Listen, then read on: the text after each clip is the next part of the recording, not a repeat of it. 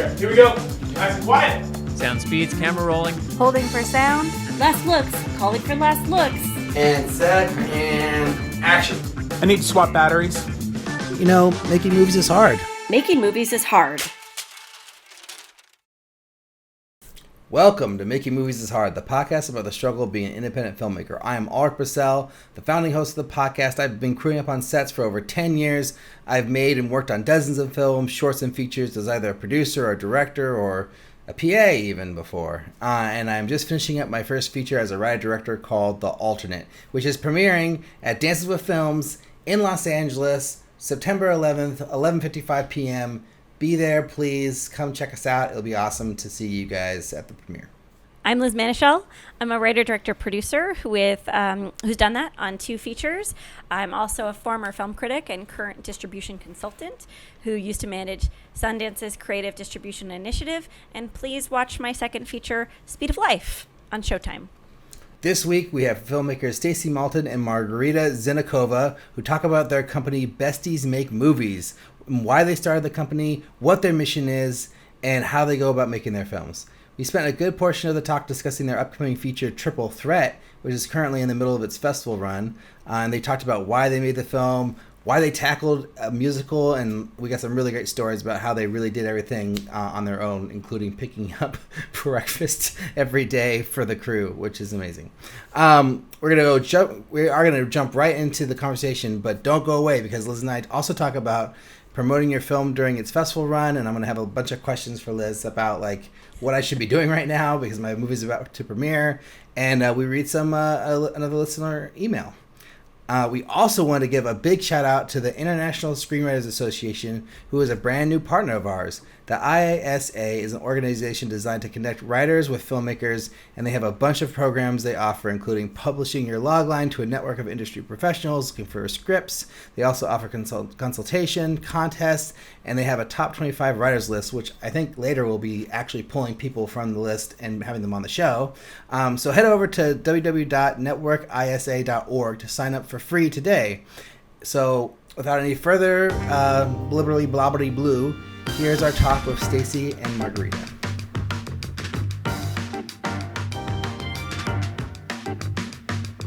So we're here with Stacey Maltin and Margarita Zhitnikova of Besties Make Movies, and to talk about their most recent film, Triple Threat. Margarita, you want to give us the elevator pitch for Triple Threat? Oh my God. I feel like Stacey should get an elevator pitch. I always say something different. Okay, I'm passing the Stace. Sure. So Triple Threat is the story of 3 friends on the verge of their Broadway debut when one of them, who is a man, asks his 2 female best friends to help him have a child. One of them ends up giving the egg. The other one is the surrogate. And it's about how their relationships are sort of irrevocably changed as their 2 babies, one human, one art baby, is coming into the world. Awesome. And how many days did you shoot the film? I think altogether 22. That's a very high number, which leads me to the next question. What was the rough budget? Did you want it like cash or in kind? I want every piece of information you could share or willing to share, comfortable sharing. It was under $1 million. I'll say that. But also a lot of things were in kind. Like we definitely hustled and got things in kind. And the reason we were able to shoot for so many days is because we didn't like do a consecutive shoot of 22 days. We shot a part of the project, realized it was going to be more story than we thought, and we wanted to honor that. So then we decided to raise some money for specific segments as we went along. So it'd be like, we need to record music now. Let's see if we can get somebody to like help us pay for that portion. Stacey, if you want to add to that. Yeah, I mean, really the true origin of the project is that it really came about at a time when we had been releasing our first feature, and we were really sort of like in the throes of doing like all this business. It was really like all business, and we hadn't like made anything in a second. And I'd had like this sort of inklings of this idea about a story about 3 friends who were friends from when they were in college, who like always created art together. When like this man decides, I really want to tell a story about a man who wanted to have a kid and how his 2 female friends were like very ambitious and were like more ambivalent about motherhood. But the truth is, when we started filming it, it was really like I had like maybe 15 pages of a script. I thought maybe it was going to be a short.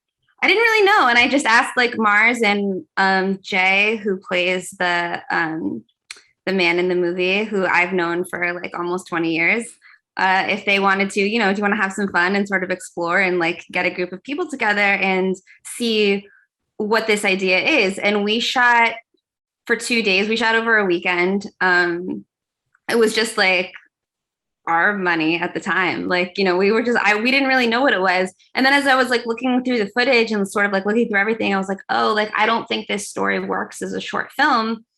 I don't think this is going to be a good short film anyway. I think this needs to be a feature. And if we're going to tell, I don't want to tell about making a musical if these people are going to be like musical theater nerds. Spoiler alert, I'm a huge musical theater nerd. I was like, we have to like, show it, not just tell it.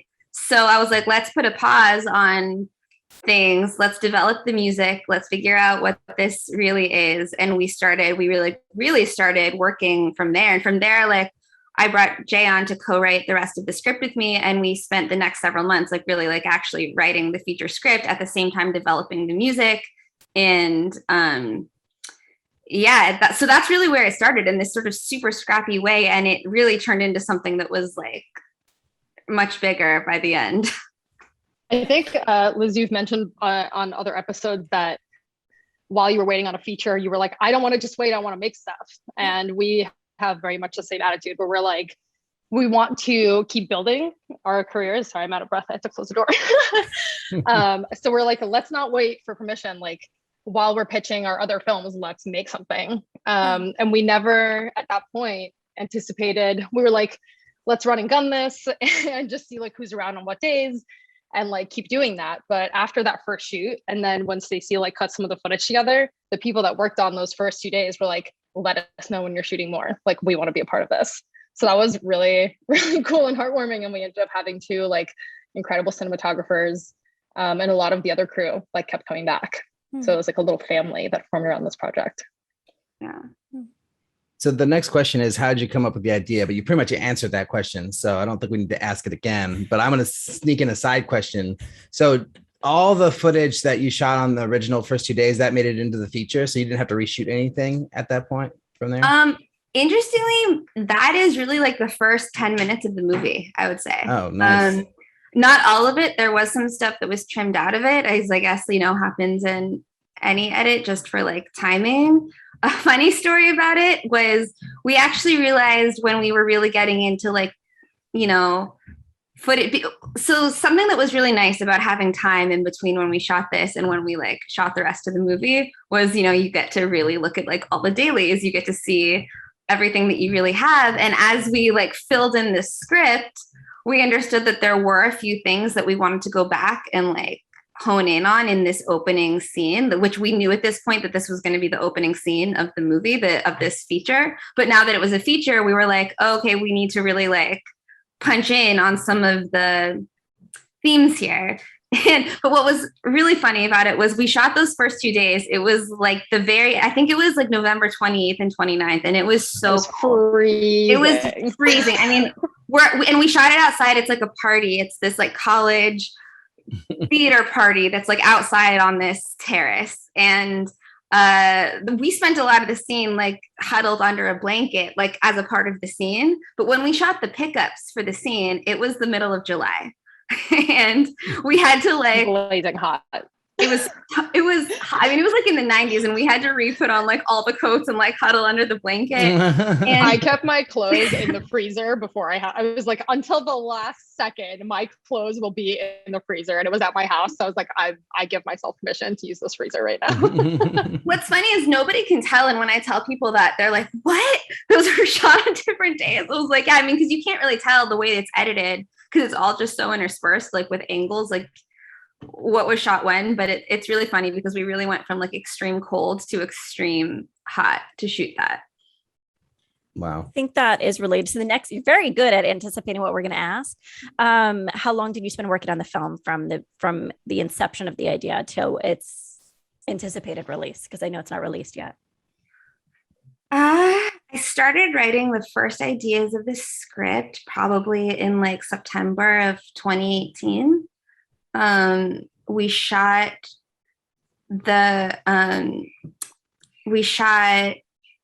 those first 2 days at the end of November of 2018. And then we shot the vast majority of the film over several weekends, mostly in the summer of 2019.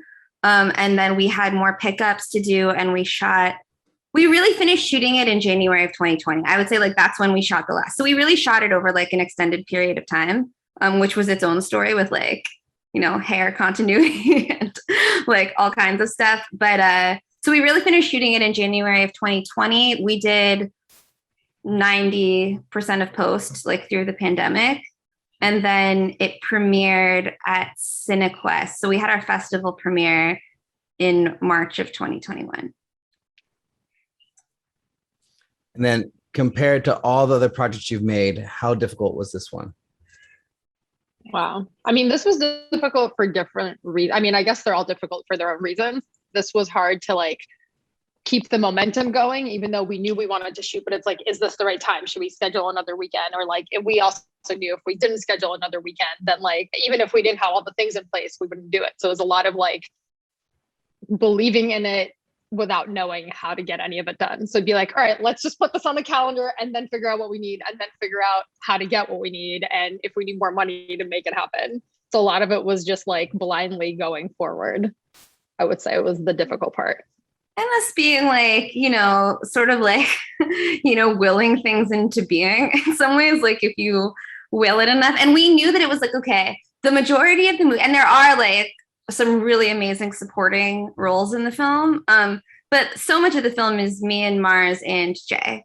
And so I was like, okay, if the three of us can be on set and our two DPs because we shot with 2 cameras most of the time, like if they could be on set, then we could fill in everything else around it and sort of like figure it out. And we would pick weekends, like we shoot, we usually shot over like 3 or 4 day weekends. That was like pretty much how we scheduled it out.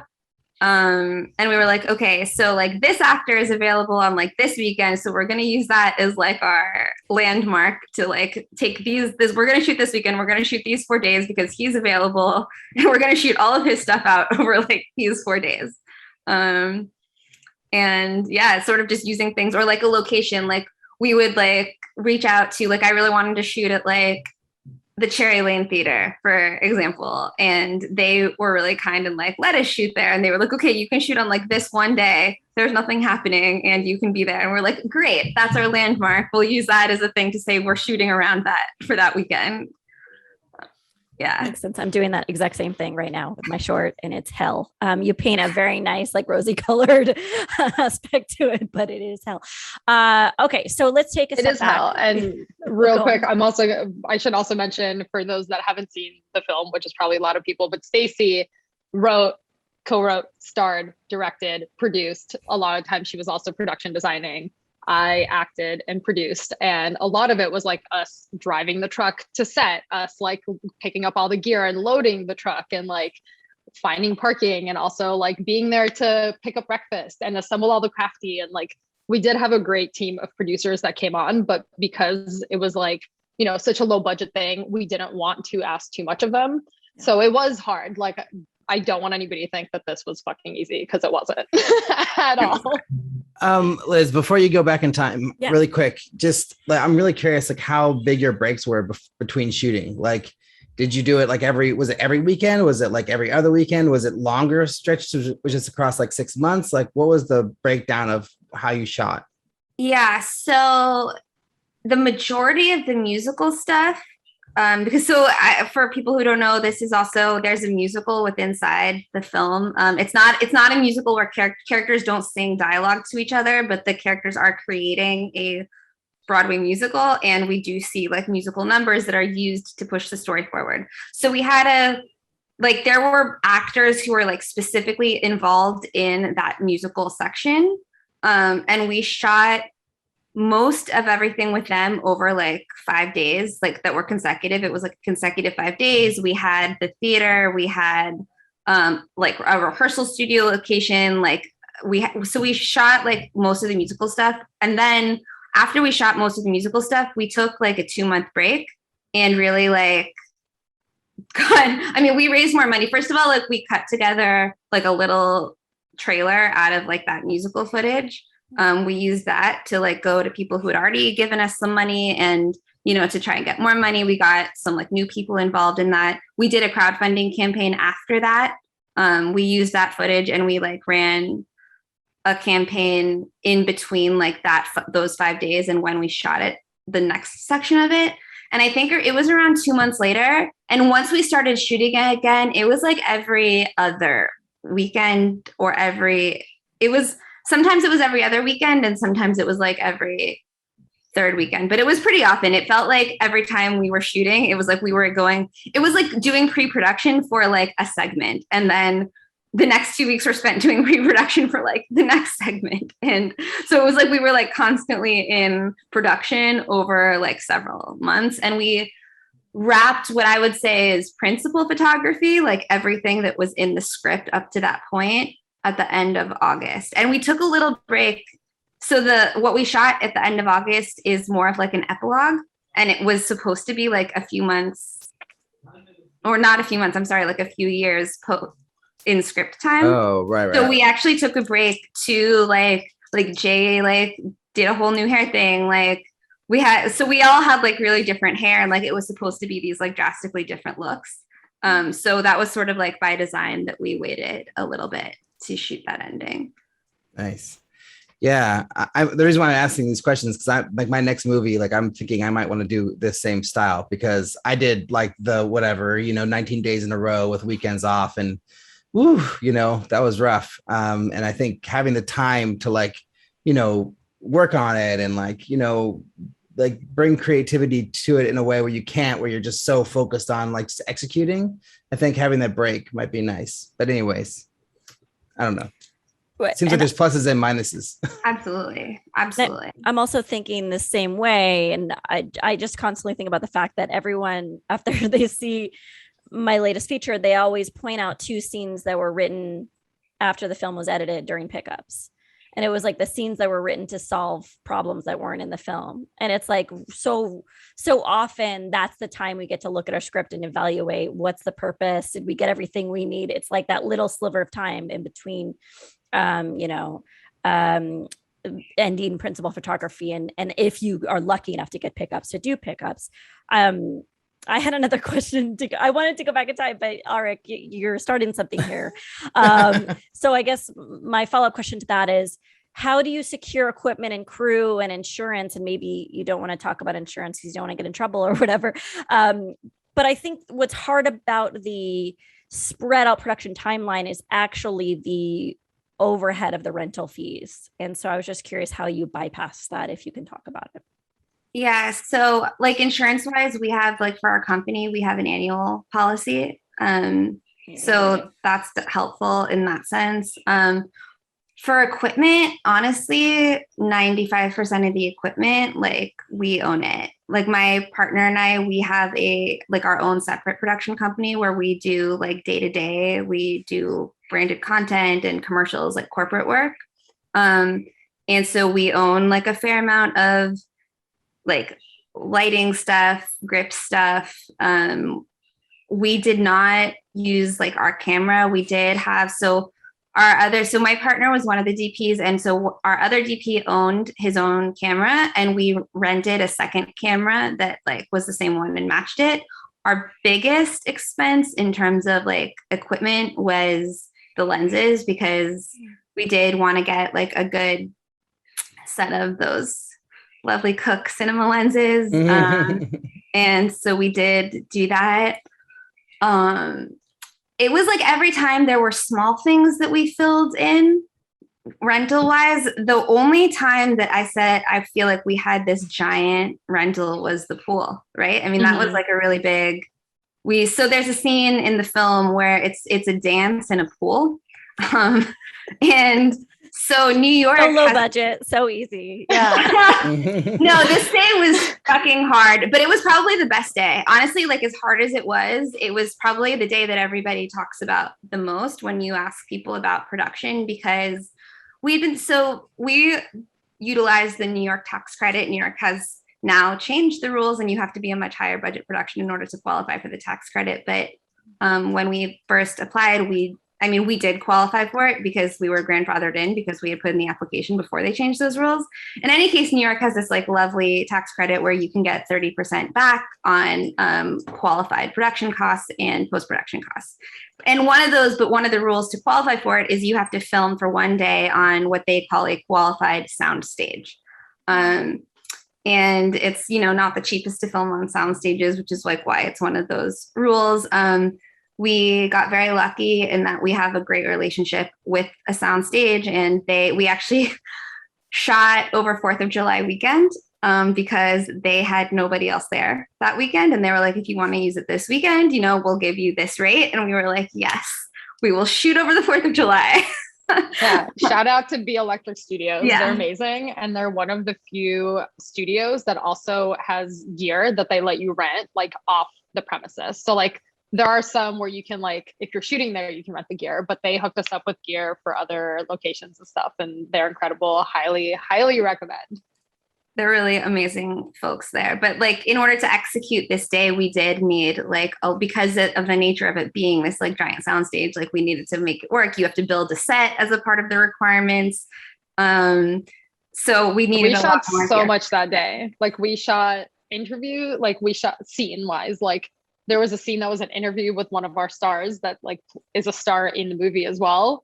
Oh. We shot like 2 different components of the pool scene. There was just so much, like it was green screen. It was building this giant pool. It was shooting like the end of the epilogue. Like so many things happened on this one day. So many things. And we shot it all. We built the pool. Luckily, they let us load in the night before. Like we brought everything there, and it was just us. It was like me and Donnie, who's my partner, and Mars. We loaded everything in. Like we brought all the lumber in for the pool. We brought in all we loaded everything in and like left the van there, and then showed up for set the next morning. And we had to build the pool. So while we had team building the pool, we were on like this other part of the stage shooting this green screen stuff. And then we came and we had to do this whole song, this whole dance. Like it was crazy. We had to like and then in the same day, we had to take the pool down and like totally like get out of the sound stage. It was a really long day. And at some point we just told everybody to go. We had one guy, I will shout him out. His name is John Rossi. He's amazing. He like refused to go. He's like, I'm not going to go. I'm staying here until the end. And I'm going to like make sure everything is out with you guys. And it was like, so sweet. Because we, at some point we were like, we've been here for like 15 hours. Like, please go, like everybody go. And also shout out to Stacey and Jay, because while they had rehearsed this dance before, they had never rehearsed it in water. So Stacey was directing and dancing like heavy dance choreography in water. And then she'd like run over, watch them back, be like, did we get it? We got it. I don't do, like doing her director thing, and then right back in the water. That like at first is kind of, like feels okay, like that's not so bad. And then you're in it like 6 hours and it's cold. And it was cold. Yeah. It was hard, but like one of those days that's like so hard and you're like, how did we do this? But then is like the most, even though like, very sore afterward. I think it's funny because like we often refer to our projects as our babies, but because this film is actually about a baby and we shot it over such a large period of time, like it really felt like trimesters, like, and then you also like forget how bad, I'm not from experience, but from what I've heard, like forget how bad the labor was so that people have more babies. Like your brain just like heals over that, right? Like Liz, you could probably talk more about that, but like, that's what my friends have told me. And that's what this feels like. It's like, it was impossible. It was so fucking hard, but like, you have to forget how hard it was in order to be able to say like, I'm going to make another movie.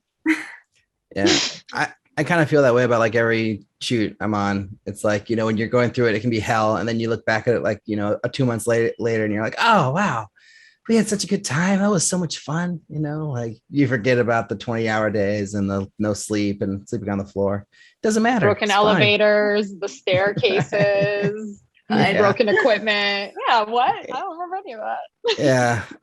I know we want to go back in time, but one more question.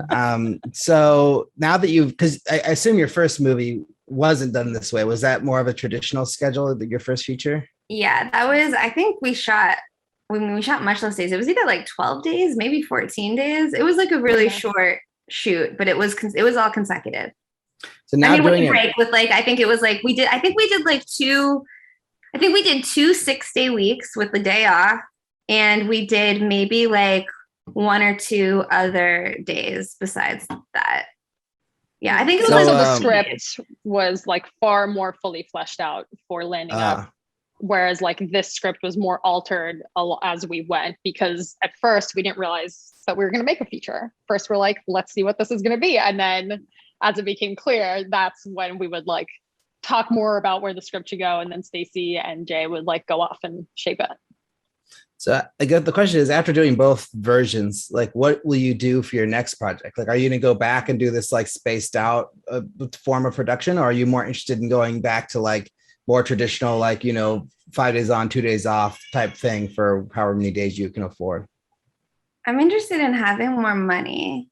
So no, I mean that in the sense of like, look, like I feel like doing the extended amount of production for this project was so right because of the way we started it, because of even just how we got into it, because we were even only able to raise money because we had footage to sort of like send out to people. Like, I don't know if we would have been able to raise money without showing that we were already like into this process and like doing it regardless. And honestly, like, because we were sort of reworking the script as we went, even after we shot these first 5 musical days and then we took that 2-month break, even though we had the script out, we rewrote the script after that. Like, I watched the footage and I was like, yo, like, I'm seeing there's this like very clear thing happening in this footage that like in the way that we're acting and the way that we're responding together, that's not a part of the story. And we need to like address that. And like,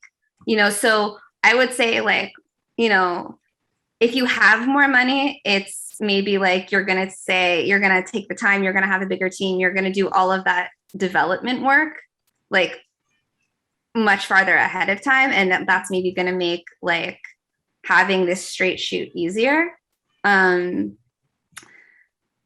Yeah, but for this type of project, I love how we did it. I'm so happy that we did it this way. I think it's only as good as it is because we did it this way, because we didn't force it into like a binary amount of days. But I think if you have the money, maybe, and then you have like the same crew, you stick with the same crew. Like we had like a core crew that was the same, but we swapped out a lot of people. Like, when people could come and be like, hey, are you available? And they'd be like, no, but I want to come on the next one. Be like, great. These are the dates on the next one. We'll hit you up then. Yeah. I don't know if that's a good answer. I think it's really a per project thing.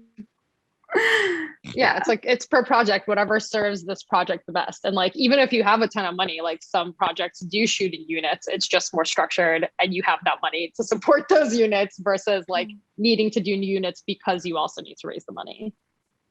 Right. We're going back in time. This is what we're doing. Let's do it.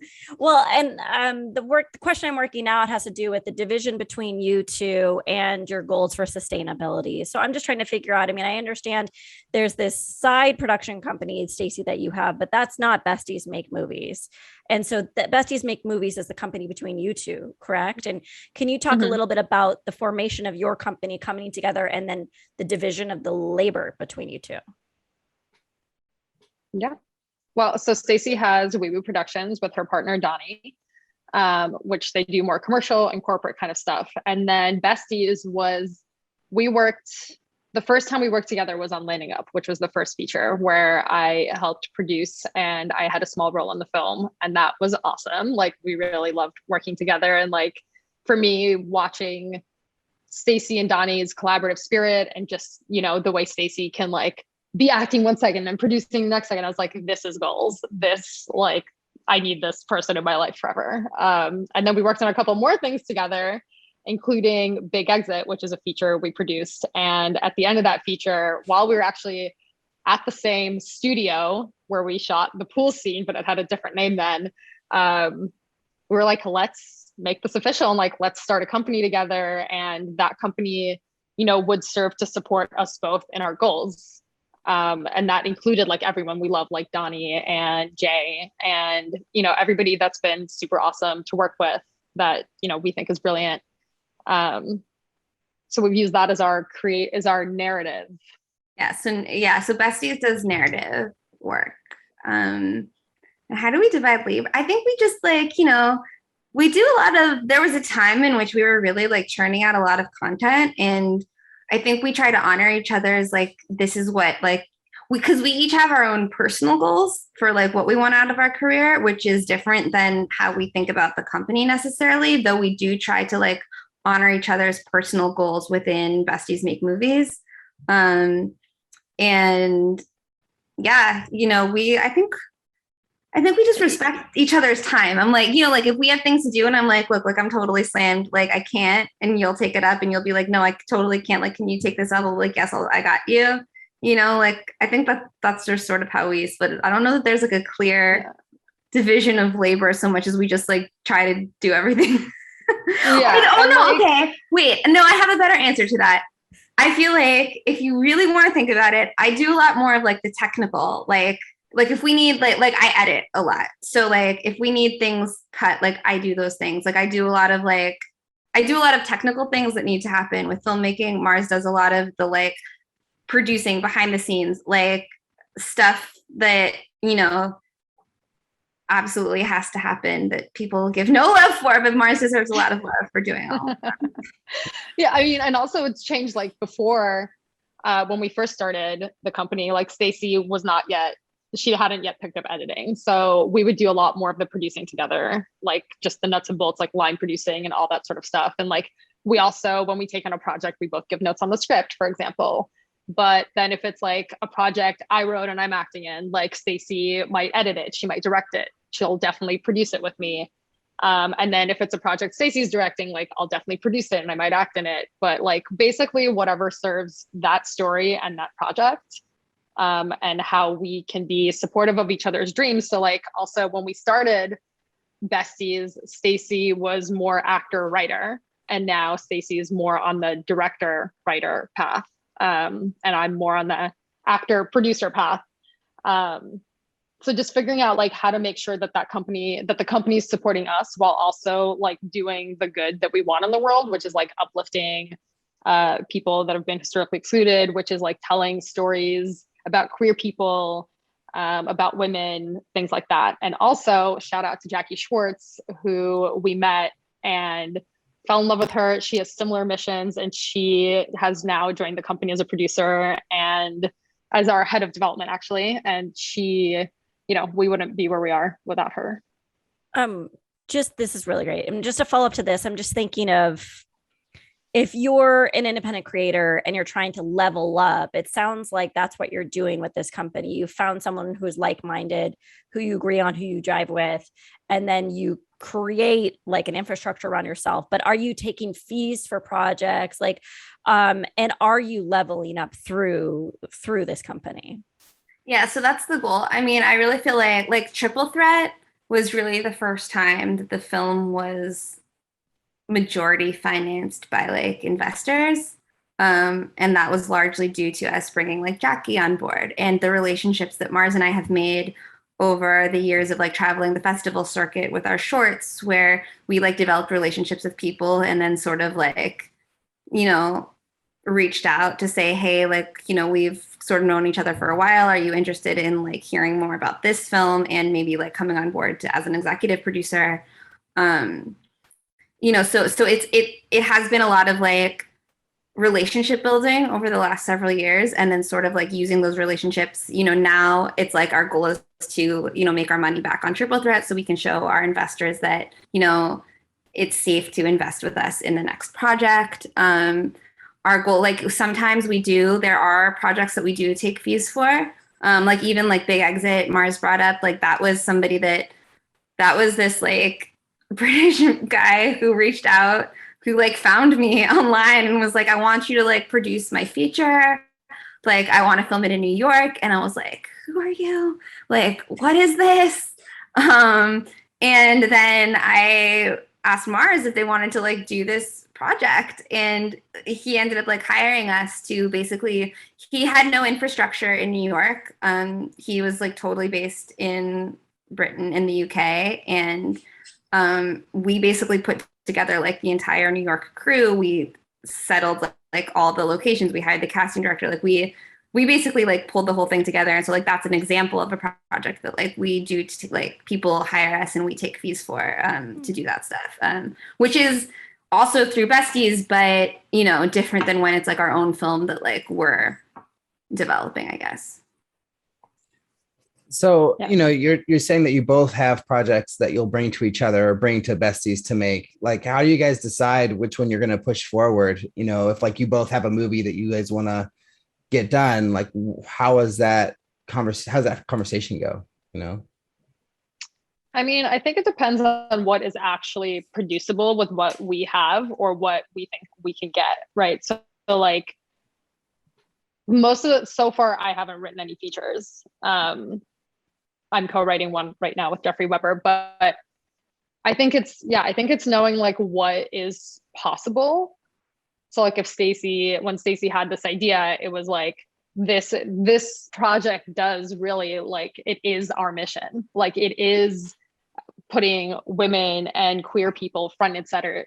It is subverting a narrative that is like so important to us about, you know, women just want to have babies and why would a man want a baby and all these things. And like exploring that I think was so fulfilling to Stacey, and it was just as fulfilling to me as it was to her and to Jackie. Like this was, like it was a bullseye for all of us. So I think in those situations, it's a no-brainer. I don't think we've yet been in a position where it's like we have two films that are ready to go at the same exact time that are both no-brainers and like let's rock paper scissors for it, you know? And these days, like we're very careful about like outside projects that we take on. Like people have approached us and, you know, we've said like, no, that's like not something that we want to take on right now.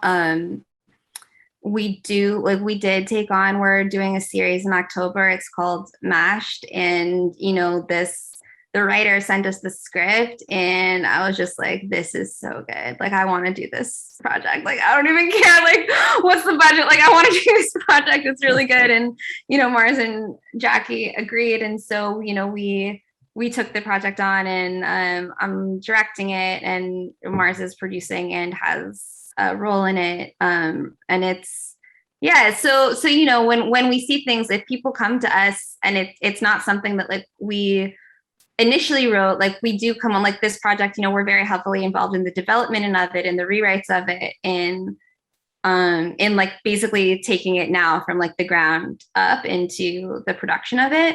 And so we're really able to like give our attention to those ones that we like do decide to go with and take on, rather than like, there was a while where we were just we were really churning out like a lot of content.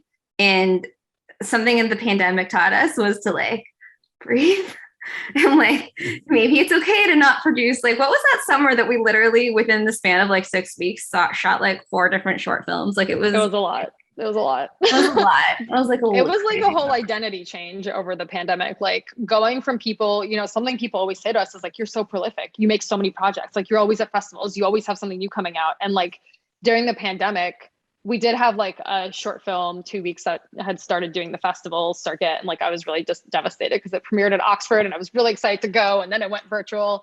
But being like, wow, I haven't been on set. Like I'm not on set. I don't have like anything to talk about. Not that I don't have anything to talk about, but just like that identity of being like, okay, let's focus more on developing things and like making sure that the company is still, because it's so easy to forget that like Stacey wants to be a director primarily and like I want to act, and it's easy to just focus on like let's turn things out and then remembering like we're also whole people that are making this company happen, and reevaluating that and figuring out how to make sure that the company is still supporting us, which then led to saying like we have to sometimes turn things down, even if it is like the most awesome like story that we really love, but we need to understand that our energy and resources are not infinite and we have to be mindful about how we use them. But also, like you said, how do we decide what moves forward? Like even before the pandemic, Jackie was producing a series called Sideways Smile that we were not hands-on producing. And she still went and produced it, and she produced it as part of Besties. And that was another, like, that's something that we do as well. It doesn't always have to be all of us on every project. Like if one of us is really passionate about it, we can still totally do it. I'm struck right now, and maybe it's the same point that I brought up a few minutes ago, but it's like, let's say, filmmakers are listening and they're just like, I'm just trying to get my projects off the ground, but you're thinking bigger than that. And it feels like the beginning of, it's like empire building is what you're talking about. And empire building starts, I'm not saying you're at a small stage, you've done a lot, but it starts from like a kernel, right? So I guess, what got you the confidence to get to this point? Is it just having the extra, I don't know, is Jackie bringing capital as well? Or is it just the extra teammate?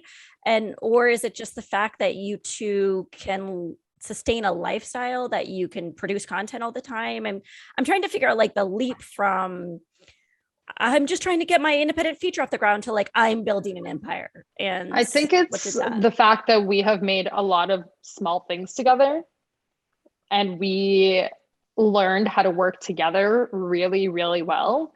And we know that we can make something with very little money, whether we want to or not. Like we know that we can.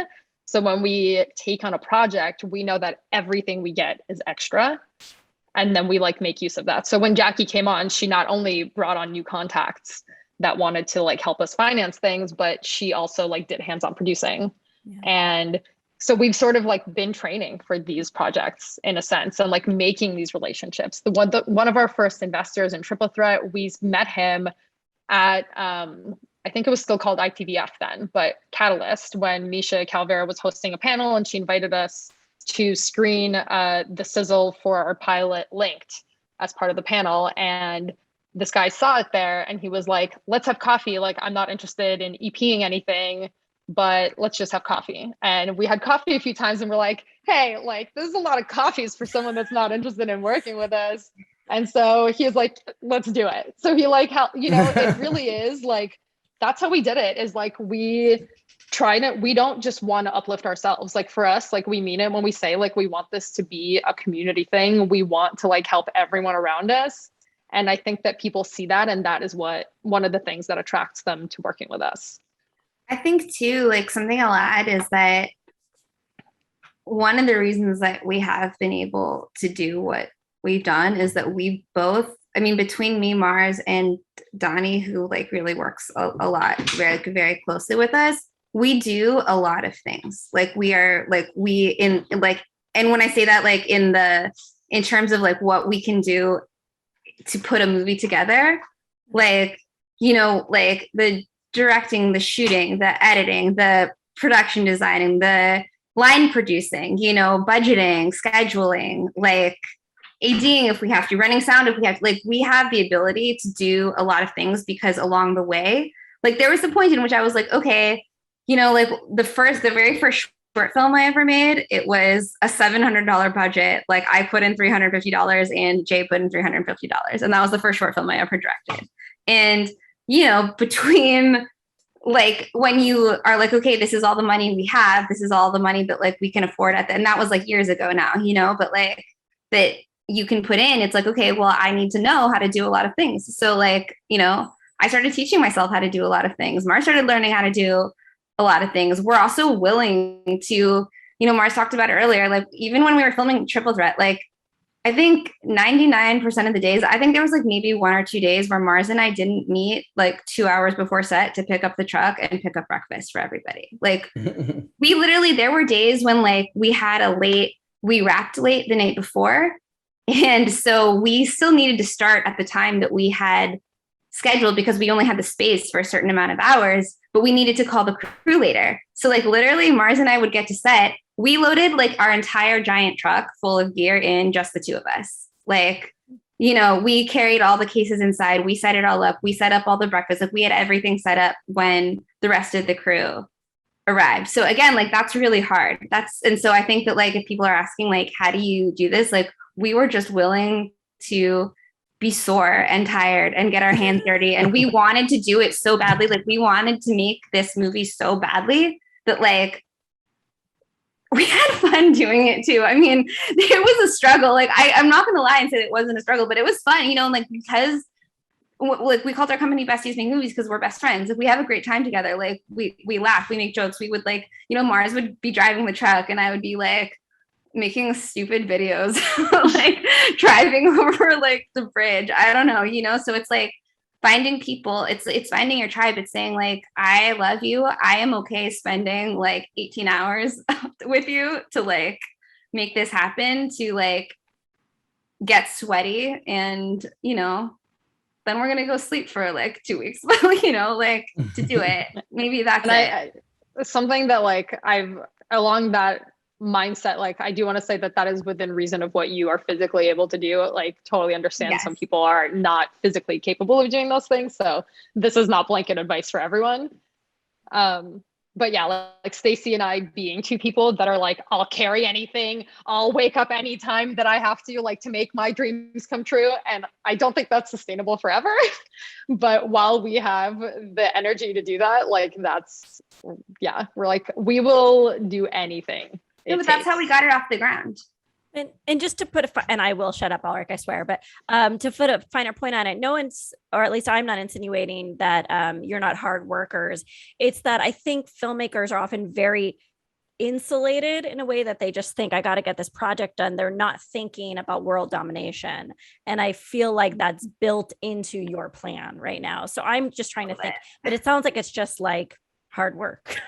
It sounds like that's what it is. I think world domination is hard work. You know, like I think that we do think bigger. I think also like over like filming Triple Threat, like I think all along the way, it's been, every project has been, the next project we've done has been bigger than the one before it, has gotten more things, has had more people involved, has been more produced in an aspect to it. And that's because like, you know, we, you know, in a way, not in a way, filmmaking has to be sustainable at some point. You know, if it's something that you're going to call your career. I mean, I'm lucky in the sense that I feel like I work in film full time on like the other side of it, like the branded side of it.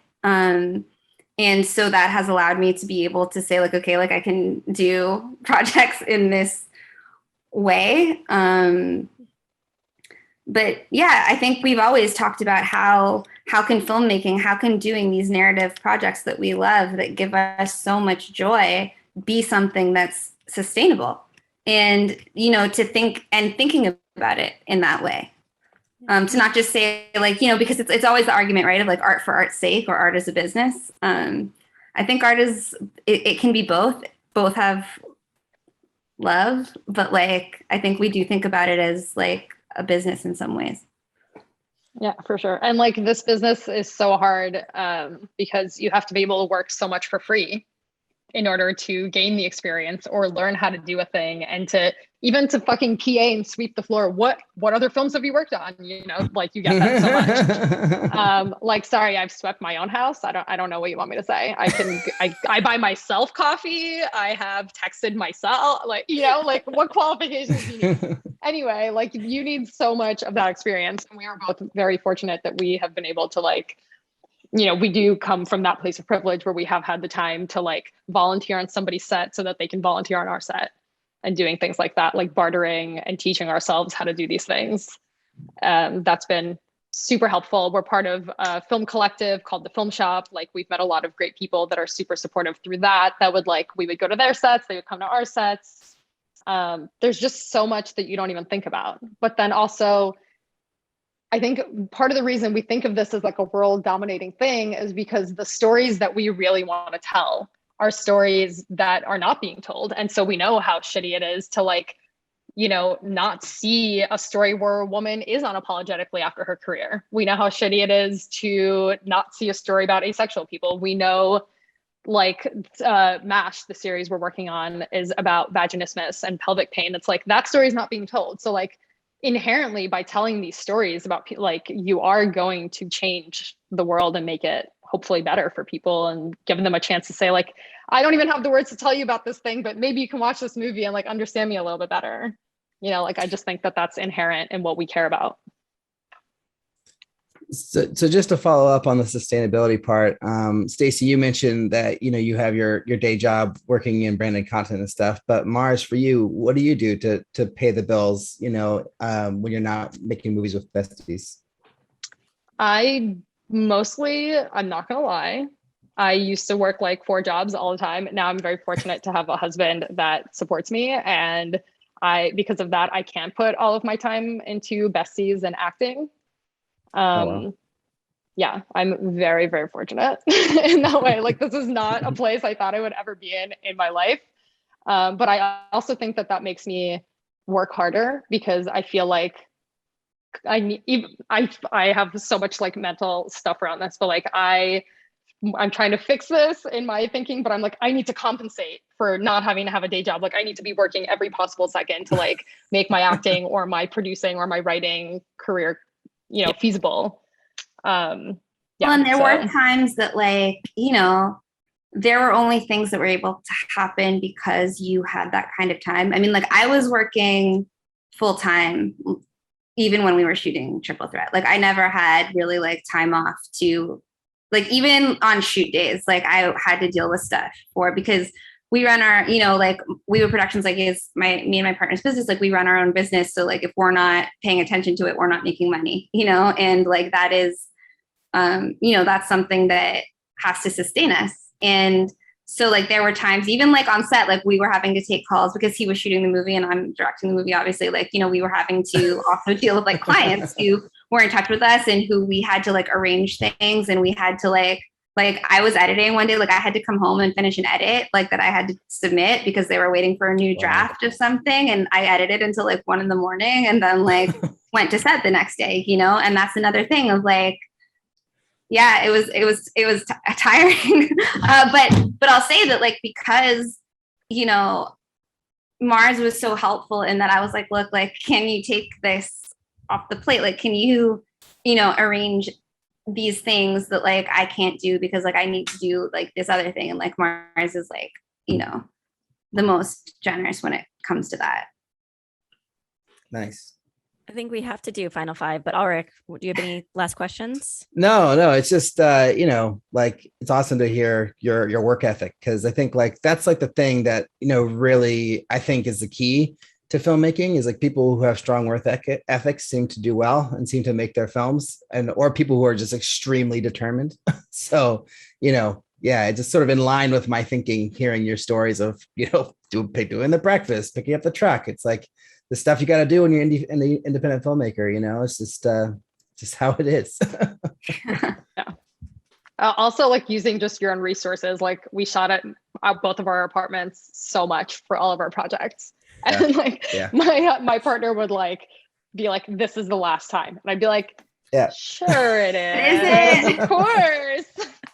Yeah, I got 2 movies in my old apartment. I don't know if I'll get one in this house. Maybe. I think so. At least out front. All right. So we want both of you to answer each question. What's the first film you ever made and how do you feel about it now? Oh my God. My first movie was called Teamwork Like Wolves. I had the idea for it.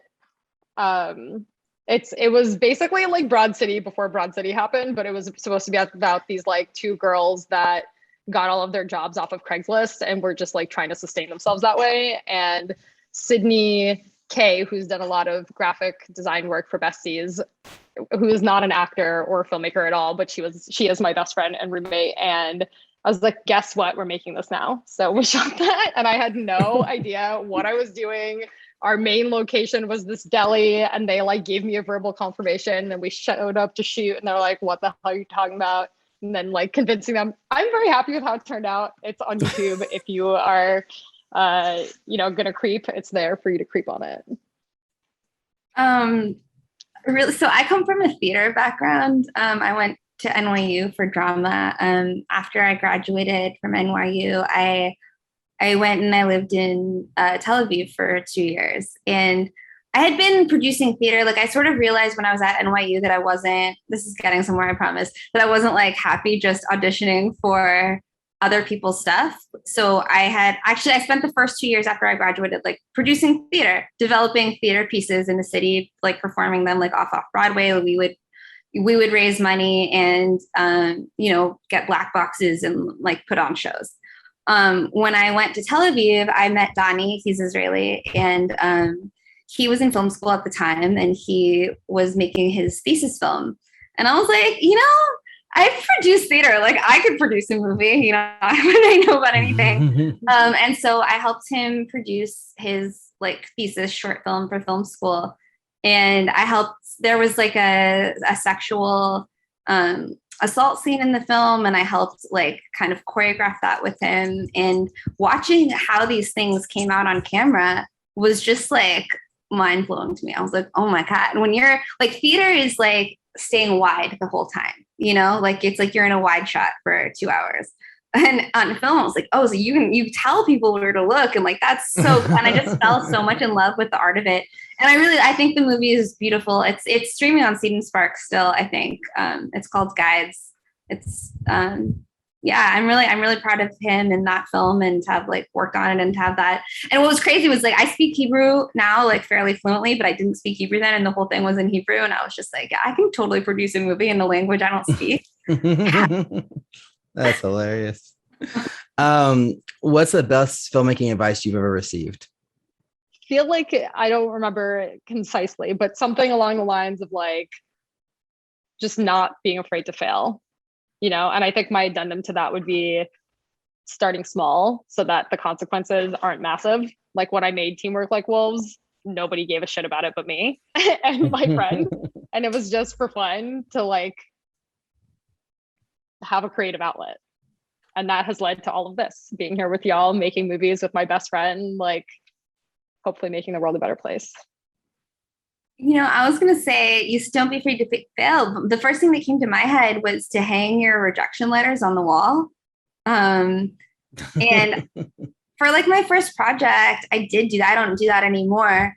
But rejection is so much a part of this business, like I feel like we get wins and they're amazing. And then you get like 10 failures or so-called, and I feel like every now and then one will actually sting, but for the most part, it's just sort of like, that's the nature of the business. And it doesn't mean that you're not talented. It doesn't mean that I have a better way to put it, is make fans, not sales. And like, even now there's companies who, they still haven't bought a project from us, but they'll come to us and say like, what do you have? And it's about like they're a fan. And so, someday we'll find the right project. Someday like that, I hope, I believe will like actually go through. But like, you might get told by the same person who might really like you 10 times, no, like this isn't the project for me. We can't develop it right now. We can't buy it right now. But that doesn't mean that they don't like you or like your work or like what you have to say. It just has to be the right fit at the right time. And this business is so much about being the right fit at the right time in the right moment, and to believe that is going to come for you. Look, can I add one thing to that? I love that advice from Stacey so much, because after I make Teamwork Like Wolves, I put it online and like some people like shat all over it, like I'm not saying it was great at all, but I let that stop me from making anything for another like year or two, where like I should have just been like, not everyone's going to like it. Even if everyone hates it, I learned something. How can I apply that to the next thing? So just knowing there's going to be haters regardless of what you do. I hung my film school rejection letters from the refrigerator. They were they covered the refrigerator. What are your goals as a filmmaker? My goals, I want to, I really want to like write and direct things I don't write and write things I don't direct, on a larger level, like I think we say a lot, like the dream is to be something like Killer Films, like making that type of content that is really powerful and sustainable. And, that there's projects where, maybe we're not directly involved, but our company is producing it. And maybe like Mars will be off like acting in something and I'll be directing a feature, but like the company is still like sustaining. And as built it to be that way. Yeah. What about you, Mars? Yeah, I would say similar. I would love to like act in things I don't write and write, like also act in things I do write, and then not necessarily act in things I write while having besties still like functioning, like Stacey said, and still like, you know, eventually I'd love to like be able to give grants to people and support filmmakers in that way too as besties, and just like, yeah, keep finding innovative ways to, you know, change the landscape and open the door for more people and keep sending the elevator back down and just producing dope shit with my favorite people. Amen. If you could go back in time, what's one piece of advice you would give yourselves? Wow, one piece. I'm stumped by all these questions. Okay, my advice would be that so I am an addict, and for me, like part of, I didn't even realize that I was an alcoholic until like after I was sober for like 3 years. And like I uncovered stuff through that sobriety. But basically, I think my main takeaway is like, you are not defined by your mistakes. You know, like I never thought I would be a fucking like filmmaker. You know, I just thought I'd be like a grungy street rat in New York City, bartending in a bikini, like, because I had nothing to offer.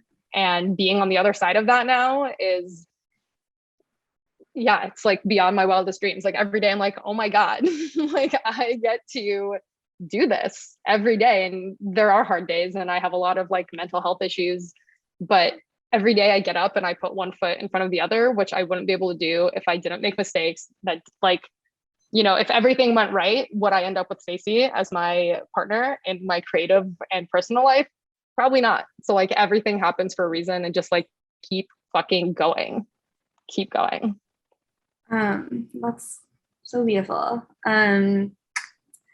Yeah, I guess I wish that somebody had told me when I was like even younger.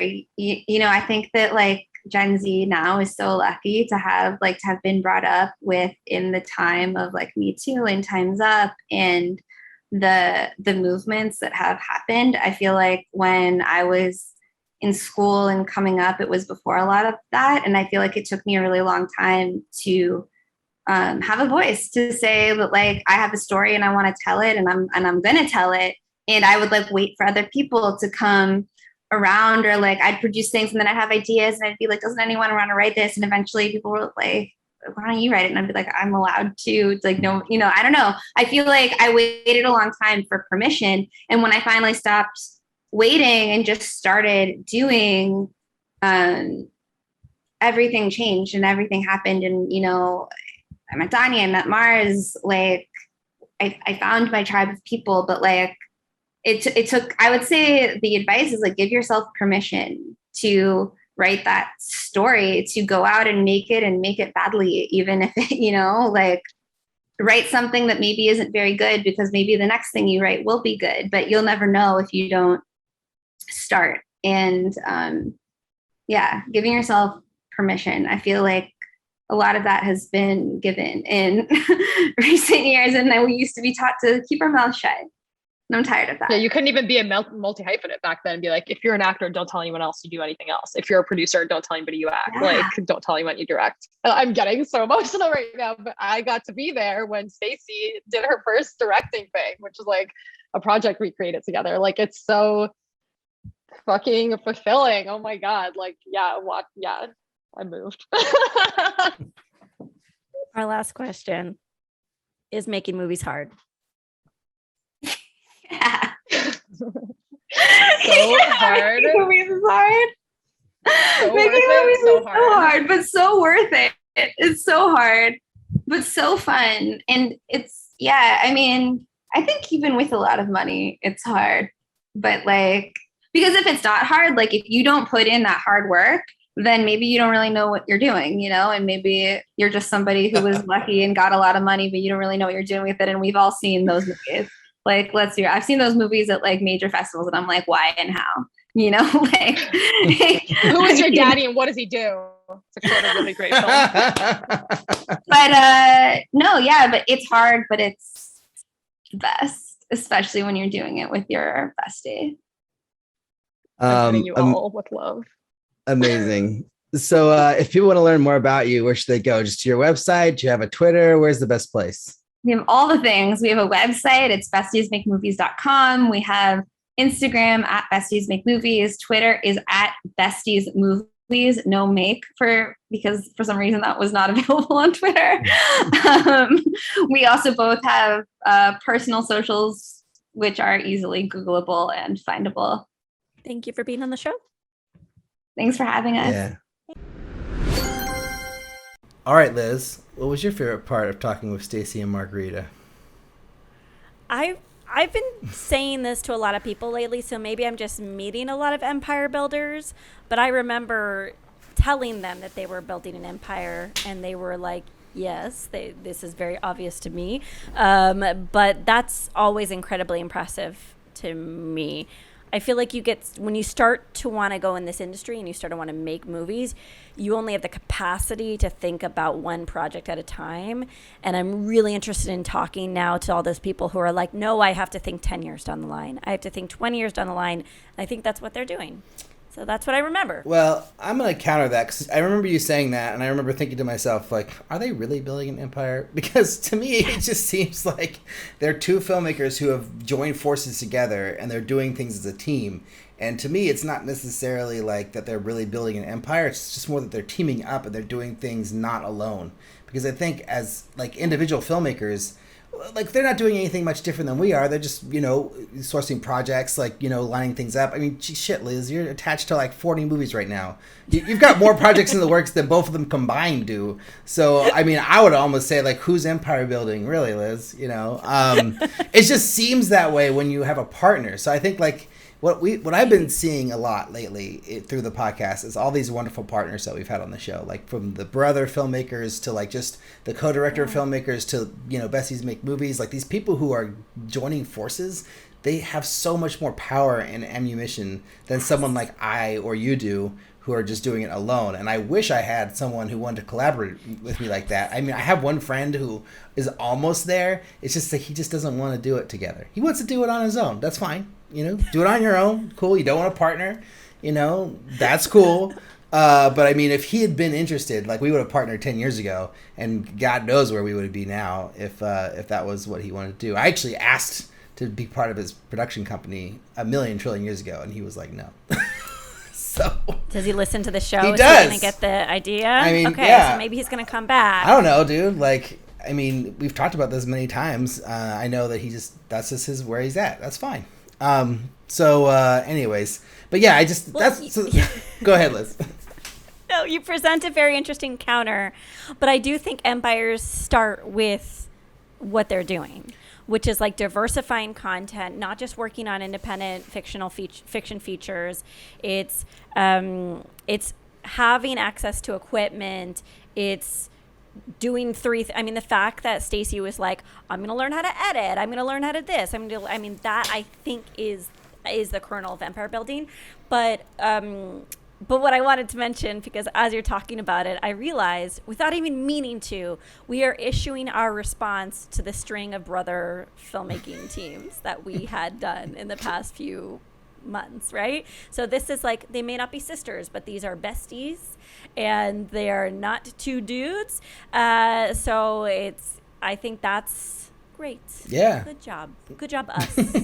No, it's cool just to see that there's so many different types of partnerships that you can have. Like, it doesn't have to be a blood relation as the core of it, although that, obviously that helps. As long as you get along with your sibling. I don't think we've ever had a brother sister filmmaking team on before. I don't even know if I've ever heard of a brother sister filmmaking team. Have you? I just talked to one today. Really? But they're not, they're producer, director, and of course the woman's the producer. So, I'm so frustrated with that. It's like going to USC, let me just say, like every male director had their like wife produce their content. Like I just am so frustrated with that. Well, I think so. Counter to that, I think it's funny that like that is annoying to you because I think it's beautiful when husbands and wives work together on their movies. I tried to get my wife to do that with me. She did 2 days and then she's like, "I'm never doing it ever again. This is terrible." To be fair, I tried to do the same thing to Sean. Yeah. Sean was like, "You're not fun to work with, Liz." Like, he didn't explicitly say that, but he also just wanted to like sit and watch movies. He didn't want to do the work. Yeah. Granted, it's a terrible amount of work to like, production coordinate or produce a short film. It's like, yeah. Right. And they hadn't, she had no idea what she was getting into, so. Well, I love that you see it in that more holistic way. I, of course, see it as like the political repercussions of like women serving men and like women servicing a man's vision.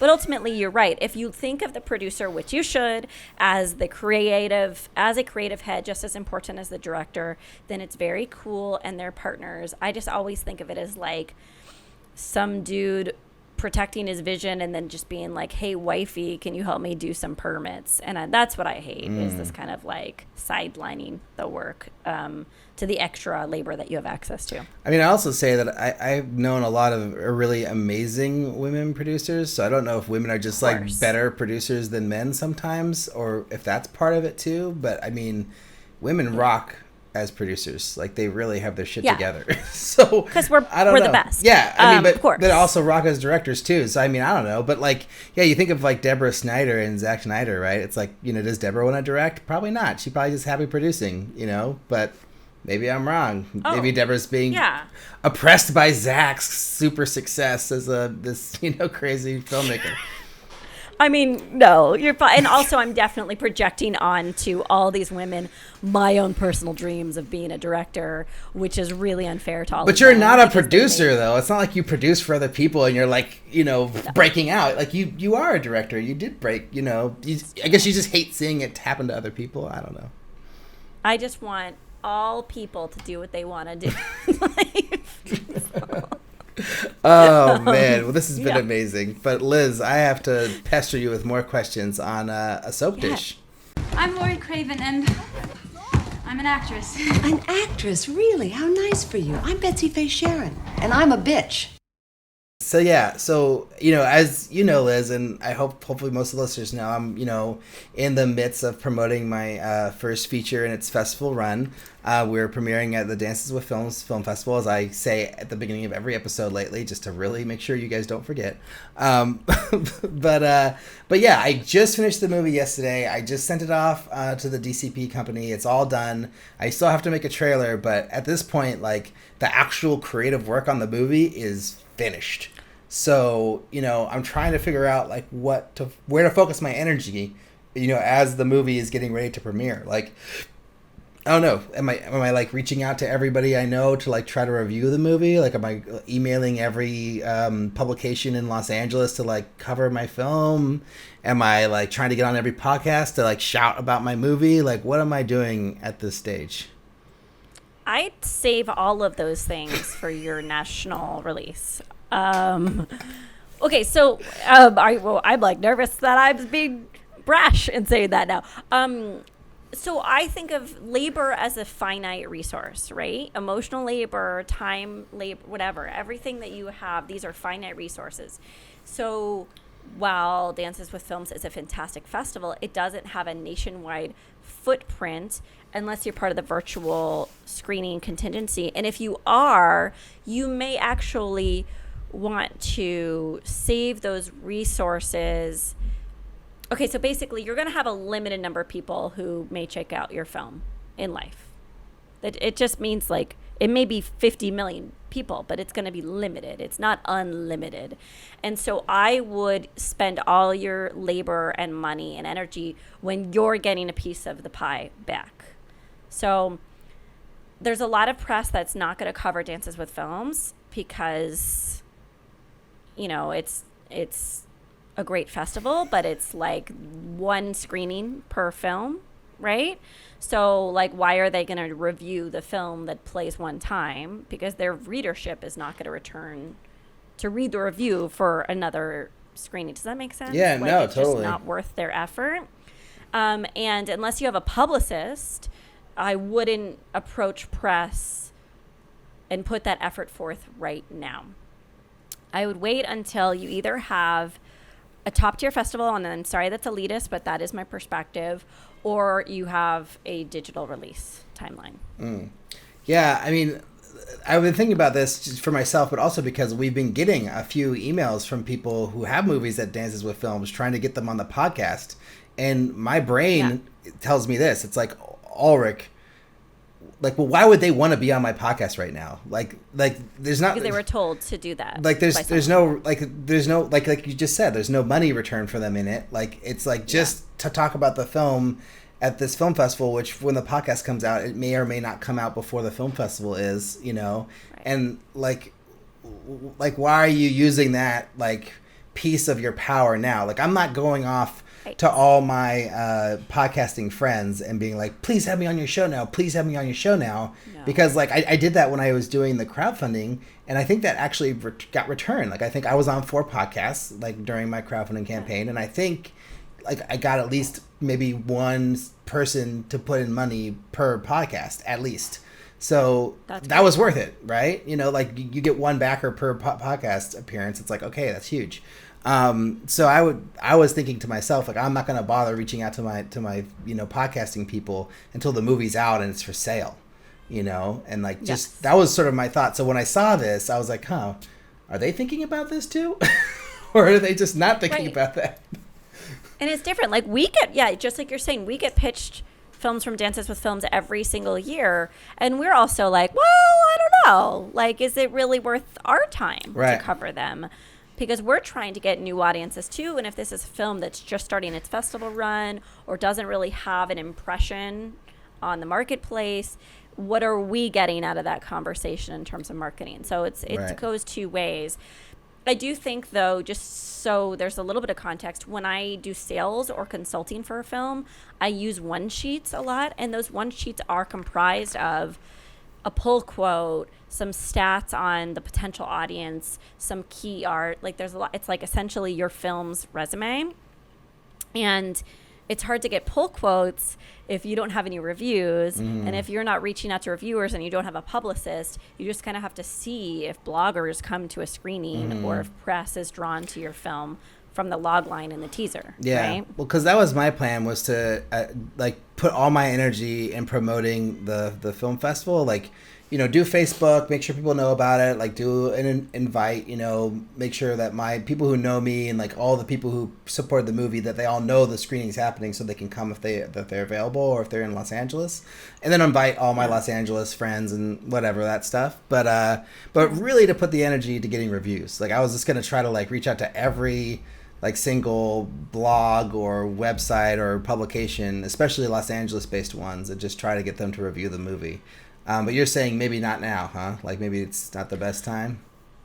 I mean, I did the same thing. Like, so what you do is when you get into a festival, you ask the festival for their press list.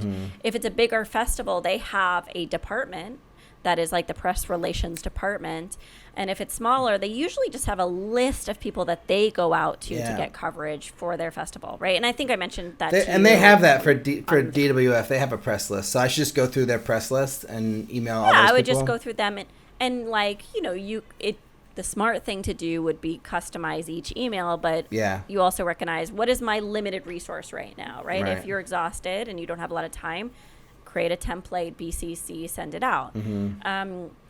I actually think reviews are less and less meaningful unless they come from national press. But a really good, thoughtful reviewer can make or break how your film is viewed. So if you find someone who really gets your film, even if they're from like the esoteric film reviewer blog.com, it doesn't matter, because the cachet you're bringing to your one sheet or your pitch is their beautiful choice of words that sums up your film. So, I mean, like for me, it was Bears Fonte, who works out of Texas, or like I have a few people that I think are really beautiful, like really great writers. And so I would go to them individually and see if they're willing to like craft up something that you can pull from for your marketing. That's smart. But like mass reaching out is not going to result in a ton of coverage because, again, it's like one screening, right? So they're not benefiting from covering your film either. Right. Yeah, I mean, but if I get to them in advance or whatever, you know, and they're able to like publish it before the screening, it's like that might help, you know? Yeah, and if they do cover Dances with Films regularly, then that's really, then you know they're in your ilk. Yeah. We just got emailed a list of press that we're covering the opening night, gala or whatever. So like, I feel like all those people are probably no-brainers just to email, be like, hey, my movie's premiering this time in the festival. Would you like to review it? Blah, blah, blah. I can send you a screener. And I was planning on not sending the screener in my first outreach, but just to like... Right, do not send the screener in the first outreach, correct. Just like tell them about the movie, give them a log line, maybe give them a poster, maybe not the poster, just like, you know, tell them a little bit about it. And then, you know, if they're interested, then send them the link after. And that's like general great career advice is like never give people what they have to ask for because like then they're off and running. Right. Then you have no control over what they're talking about and you don't even know if they're covering you at all. Right. Yeah. And you want it to be like more of something that you can track. And so like, oh, these people got back to me. These are the people I actually sent the link to. Like, let me follow up and like check and see if they get, because I did the same process with my short films, you know, and I got a good amount of reviews for the first one and less for the second. It's amazing. But yeah, you know. But no, that's good advice. I want to ask you something else. So we had this conversation in email earlier last week where I was talking about making a trailer for my movie, and you were like, "Don't make a trailer!" Like in all caps. You're like, "Save it for later." But like I'm being asked by every film festival for a trailer or something. But like I feel like, and even my producer was like, "You need to make a trailer like immediately." But then you said teaser, and I think teaser is kind of what they were. At least my producer was probably thinking was more something short, you know? So like this, I want to hear from you, like what's the difference between a trailer and a teaser and like what's okay to release while you're in your film festival run and what's not? Okay, but you're an editor, right? So it's like you have the capability of editing multiple pieces. I am not an editor, so I have to outsource the work. So my perspective is if I have to hire someone to cut something for me, which is going to be an expense, I'm only going to do it once, and I'm going to do it when I'm out to consumers. So the difference for me in a teaser and a trailer is a teaser is more impressionistic and it's shorter. So I would say like a 30-second teaser trailer is probably what you want to do. Throw in your best shots, give people a sense of the genre. If it's a comedy, throw a joke in there. If it's sci-fi, throw in a little tech, you know, something that gives people a way to figure out what you are. And yes, of course, the film festivals want one because that's how they sell tickets. But you're not getting a cut of the ticket sales. Yet again, it's like it only serves them. It doesn't serve you. If you had a ticket split with them, that would motivate you to provide more assets to them. Anyway, I'll get off my soapbox. And then distributors, especially digital distributors who don't offer advances or MGs, which is where a lot of filmmakers are when they release content, very often do not cut a trailer for you, and or they will outsource the cutting of a trailer and then they'll expense you for like $10,000. Yeah. So I just think come at them with a finished, polished, the trailer that you want, and then more money is going to come to you directly in distribution. Yeah. That's all good advice. I was thinking a 1 minute long trailer, not a 30-second trailer, just because, but whatever you want to do. Yeah. But that's really interesting. You know, I feel like the thing that a film festival distributor, or not distributor, film festival person would say is like, oh, yeah, well, you might not be getting a cut of the ticket sales, but don't you want your movie to have more eyeballs on it? And like that's what the trailer will help bring the eyeballs in. But you're just saying, you know, if you're not getting a piece of the pie, you know, don't.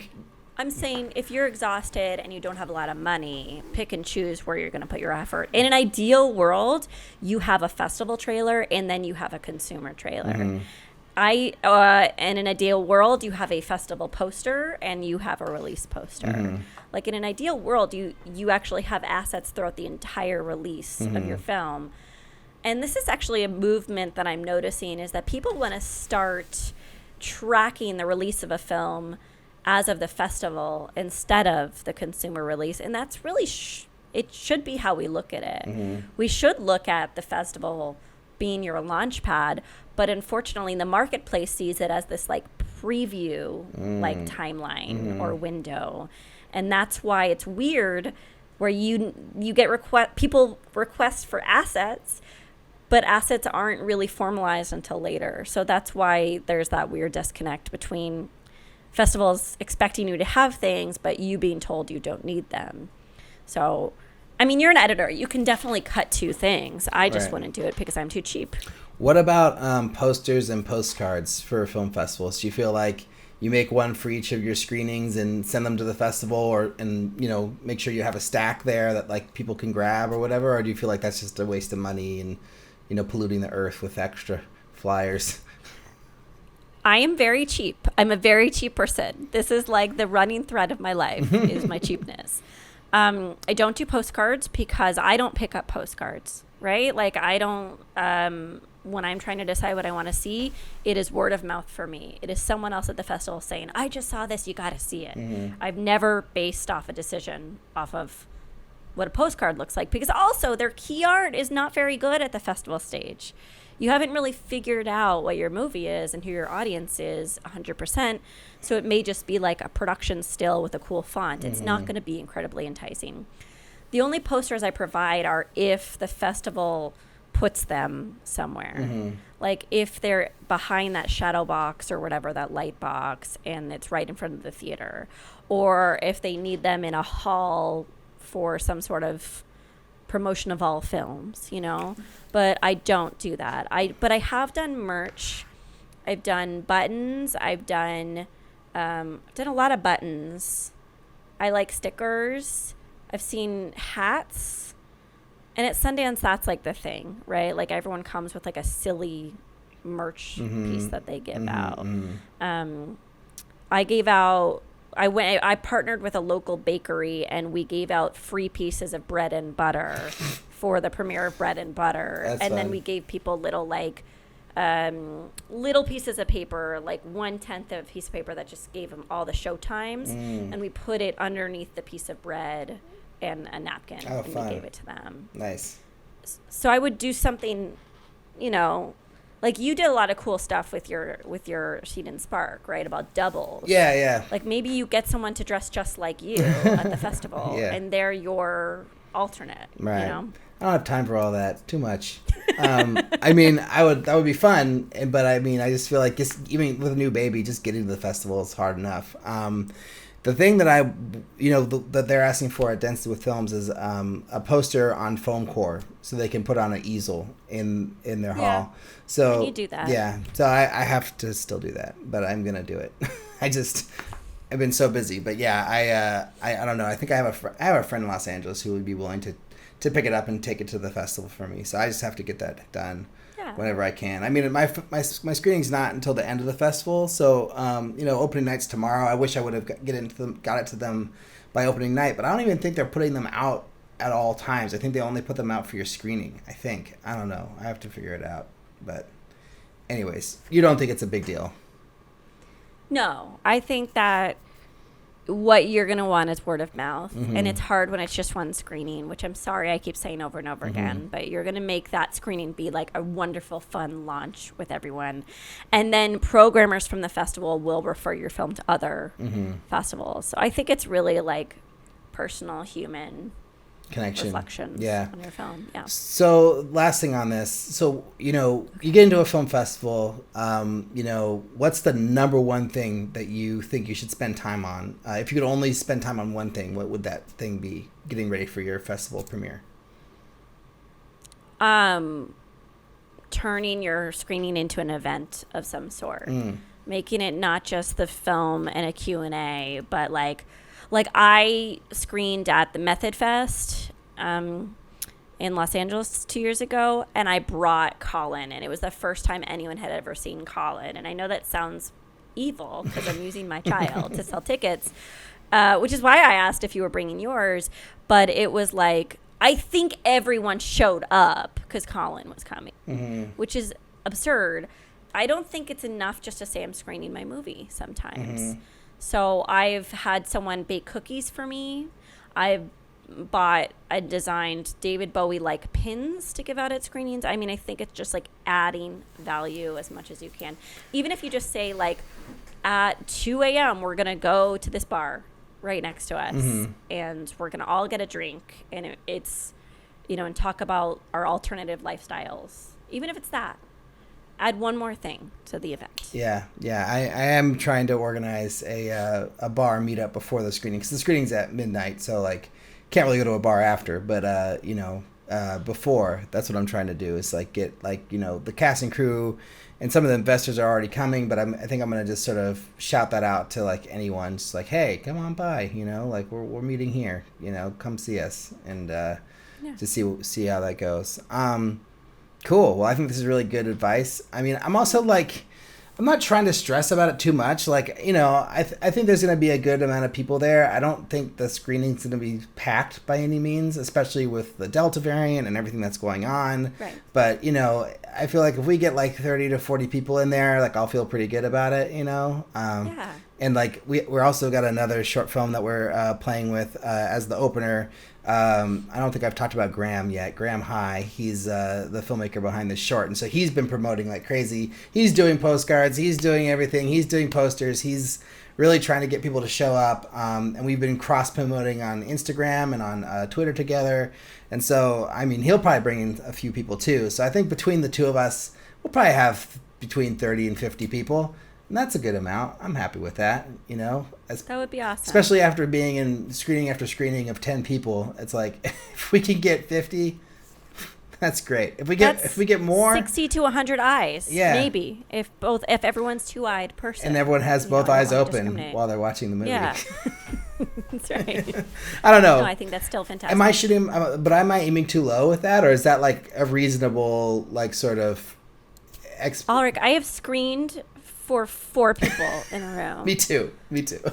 Yeah, I think 30 to 50 is fantastic. Yeah. And if that were like a semi-theatrical event at a community center, you would think that you won the lottery. Right. So we need to start thinking about as like making a small, meaningful differences in with your work is really important. Yeah. Totally.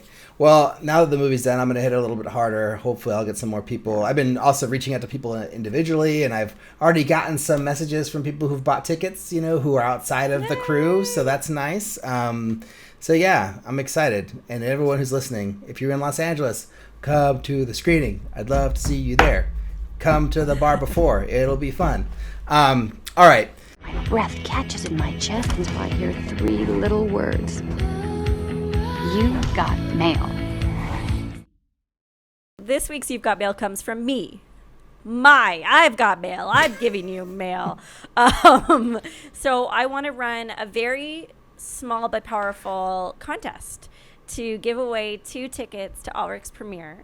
And so we're going to launch it on social media today, which is a recording date of Wednesday, August 25th. And I'm going to start posting questions on social media. And the best answer out of all of the questions that I post is going to get 2 free tickets to the premiere screening. So please pay attention to Twitter, because that's where I'm going to focus all of my attention, because that's where I think we have the most engagement. And follow us. We'll follow you back. And let's see if you can get tickets to the alternate. Thank you, Liz. Yeah, of course. So if you want to be like the amazing people who have written in and who I'm ignoring right now because I have a call at 11 minutes, if you want to be like any of these amazing people, please send us a question, comment, or suggestion to podcast@makingmoviesishard.com. If you like the show, you can leave us a review on iTunes. You can go to our YouTube page and leave a comment or a question, and you could support the show on Patreon, www.patreon.com/mmyhpodcast. Give whatever you can. We appreciate anything at all. It really all goes to the making of the show. Thanks in advance. You can check us out on Facebook, Instagram, Twitter at MMIH Podcast, and YouTube at Making Movies is Hard Podcast.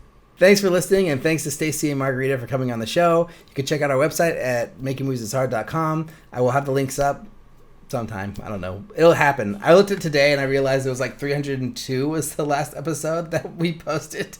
So it's like 20 plus episodes behind. But yeah, I think I could knock this out in 2 hours if I just focus. So I just need to like just freaking do it already. Thanks to editor Cameron for doing the editing. Cameron, you're the best. And we'll talk to you guys next week.